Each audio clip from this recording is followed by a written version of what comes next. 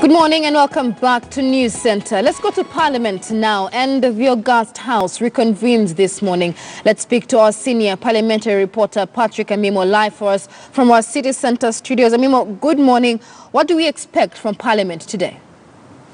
Good morning. This morning, the National Assembly will be the one that will be sitting from 9:30. And top on the agenda will be that a motion that was moved by a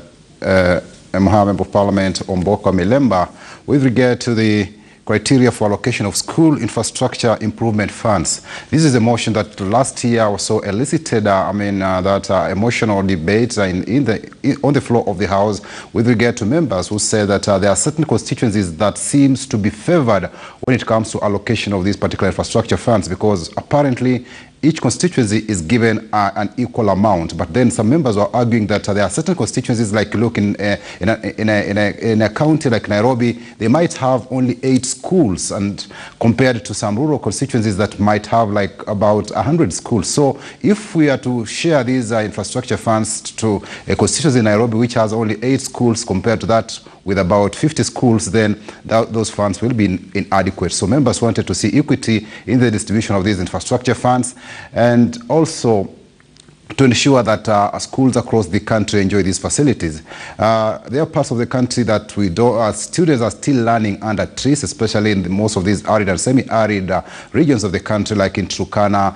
parts of West Pokot and Marsabit, where school infrastructure is something of a great concern, unlike some urban schools where students now can enjoy at least cemented floors, at least they have permanent structures. There are parts of the schools in this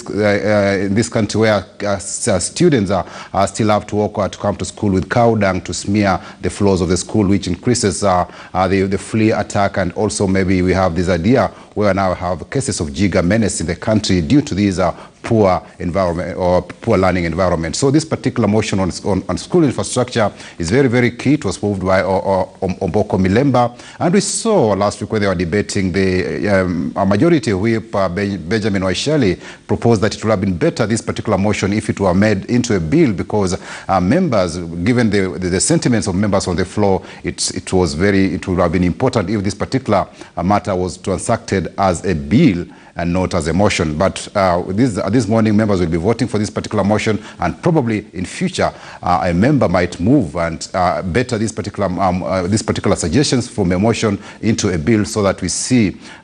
most schools in our country enjoying these particular facilities. And there was also a proposal that 70% of government funds that are going to infrastructure should benefit public secondary schools, because now that we are looking into the 100% transition rate, there is concern about congestion in schools, and most of parents cannot afford the high fee in boarding schools. So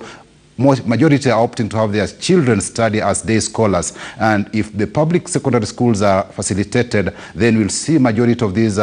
students, when they join secondary school, have at least ample education learning facilities, and these will also ensure that there is quality of education in these particular institutions that are run by the own government kitty, and be able to compete with their counterparts in private secondary schools and also universities. So it's a very, very good motion. But then, as I did indicate, there are suggestions that probably it be translated into a bill in future, so that the government is compelled to ensure that these particular funds go to schools as it were, and had been suggested by members of Parliament in the National Assembly. The other issue that will also be looked at in the National Assembly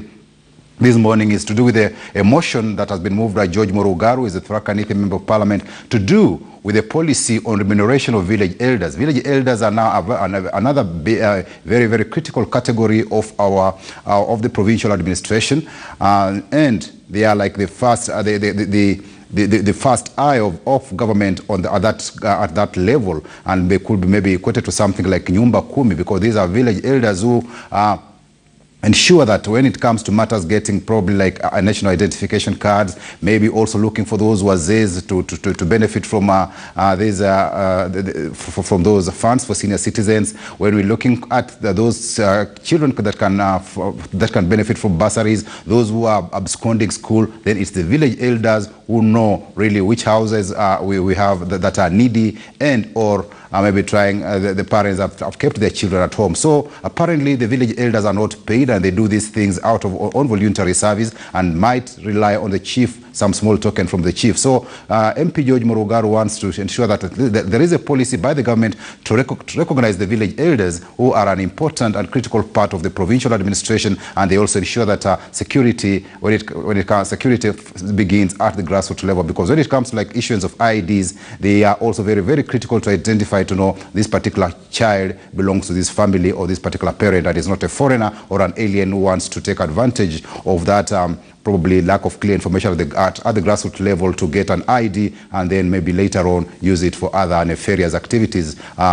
either within the country or outside the country. And looking at the Senate this afternoon, this afternoon in the Senate also, they'll be looking at that particular, the county early childhood bill, which is very critical also, given that now the country is looking at